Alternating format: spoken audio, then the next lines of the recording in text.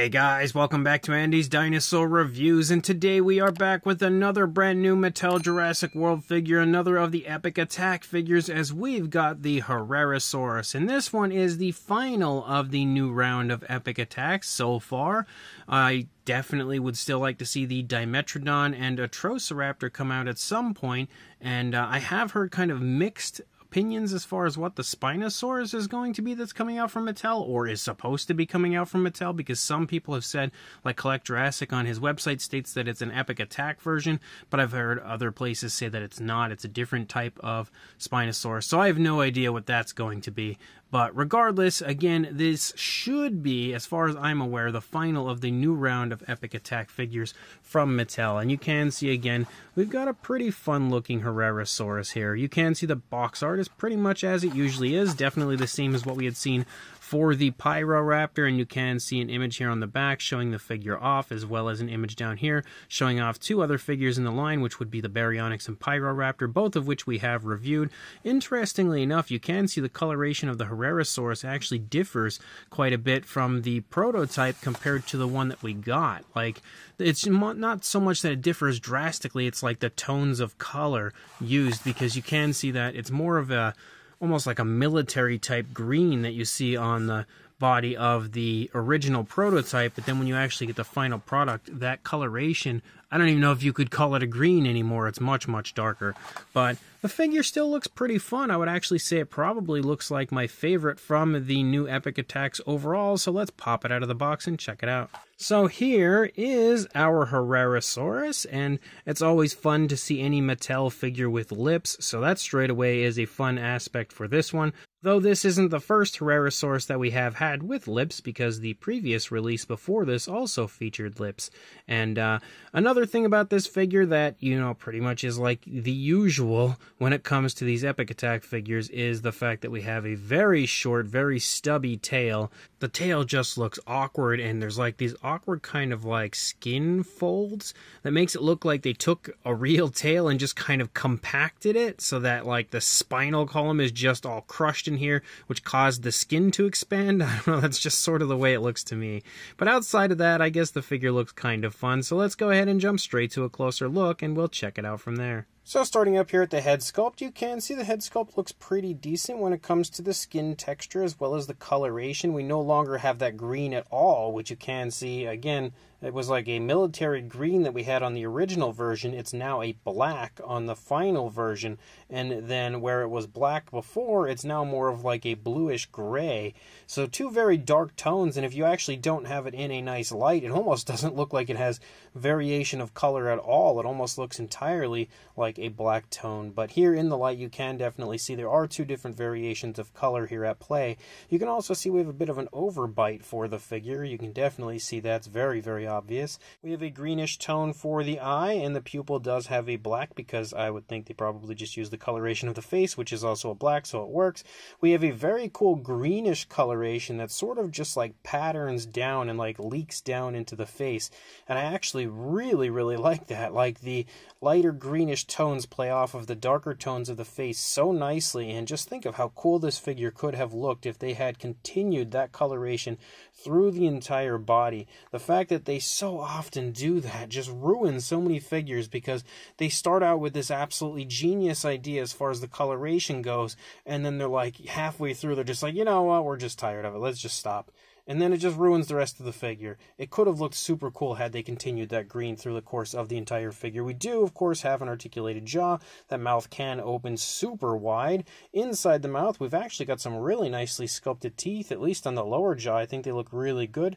Painted with an off-white, kind of like a maybe a light yellowish tone. The teeth on the upper side also look pretty nice. Again, very small, but really quite nicely done overall. We have a pinkish tone for the inside of the mouth, a nice satin shine as well, and you can see a nice textured tongue there on the inside of the mouth of our Herrerasaurus, and again the jaw works really, really nicely. You can see the nostrils there on the tip of the snout. As you move back into the neck, you can see that the black transitions to that kind of bluish gray very abruptly, not at all a smooth transition, showing that the head is a totally separate piece that's applied, and you can see the transition between the colors is right there where the seam is for the upper part of the head to be connected. You can see that the lower jaw also features that kind of bluish gray.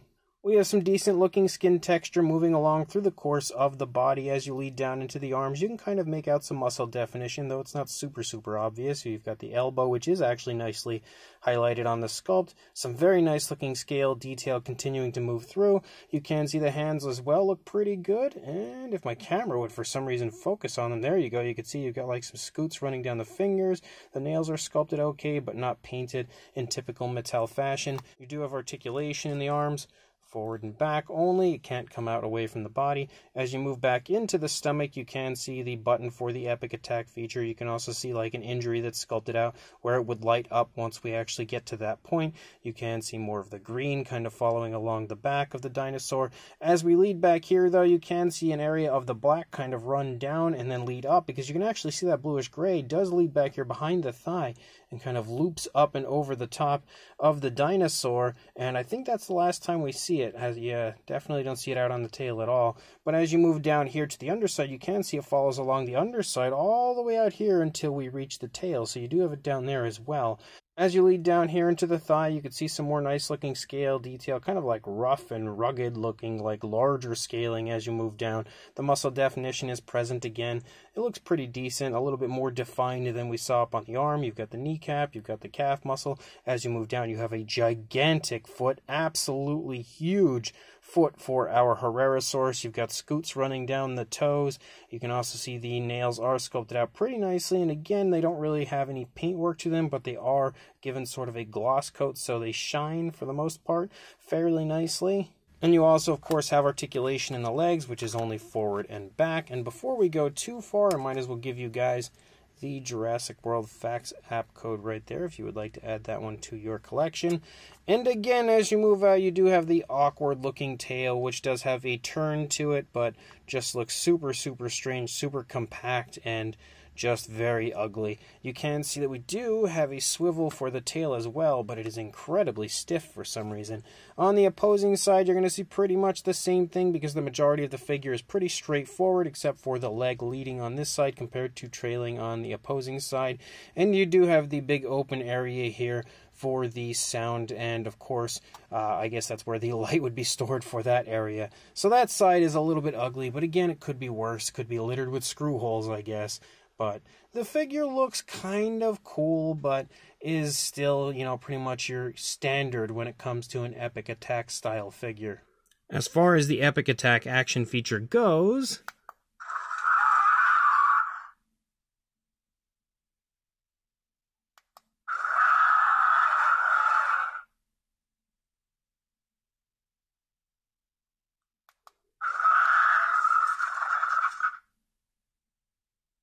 you've got some pretty fun sounds and, of course, light-up features for the figure, pretty much like you usually do when it comes to the Epic Attack figures. As far as a size goes, it's pretty much the same size as the Pyroraptor was, I would think. Yep, about 7 3/4 inches, or about 19.5, maybe closing in on 20 centimeters, and then height-wise just shy of I'd say just shy of 3 1/4 inches, or a little over 8 centimeters. For a size comparison, there is Mr. Papo T-Rex, the Attack Pack Clovisaurus, Robert Muldoon, and the Collect A Human Being next to our Herrerasaurus, and you can see it pretty much sits there in the size range you would expect, the size range we are used to when it comes to the Epic Attack figures. For another comparison, we've got the Pyroraptor, which is a part of this wave, and you can very clearly see again, these two are pretty much the same size. But when it comes to Herrerasaurus figures from Mattel, here is the earlier sculpt that they had released next to the newer one, so you can very clearly see that the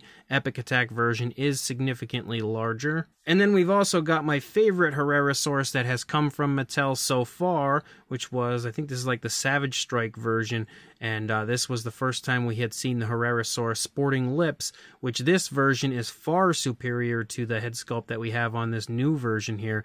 Just like an overall way better looking figure. But you can see again, it is still a bit smaller than our Epic Attack version. So this brand new Mattel Jurassic World Epic Attack Herrerasaurus is kind of fun. You know, it's actually quite interesting how much attention Mattel has been giving the Herrerasaurus recently. You know, we did have that newer version, a newly sculpted Herrerasaurus that entered the Savage Strike line. We also had the 12-inch basic version recently, and now an Epic Attack version on top of everything. Again, it is pretty cool to have so many figures of this species, because when it comes to prehistoric models and figures and stuff, you don't see Herrerasaurus get too many, so it is nice to have at least a few different versions from Mattel. And this one is kind of a mixed bag for me, because I actually am a pretty big fan of the coloration, and I think the coloration of this one could have been fantastic through the course of the entire body if they had continued that green, but I do like the mixture of the darker tones on it and the way that those light greens play off of the rest of that coloration. Of course, certain things could have been improved, like nail paint being obvious, especially on the fingers, but it's not the end of the world as far as that goes. The sculpt is definitely similar to the oldest version of the Herrerasaurus from Mattel. I'm not really sure. It's like almost a combination of the newer one and the older one, but definitely taking more aspects and more attributes of the older one on this one, because we do have lips like the newer one had, but the head sculpt is very similar to what we saw in the older one, and same deal for the body and the overall appearance to the body and the way it kind of curves the tail and everything. Very, very similar to the older one, which I don't know why they would continuously go back to that older style when the newer one was far superior.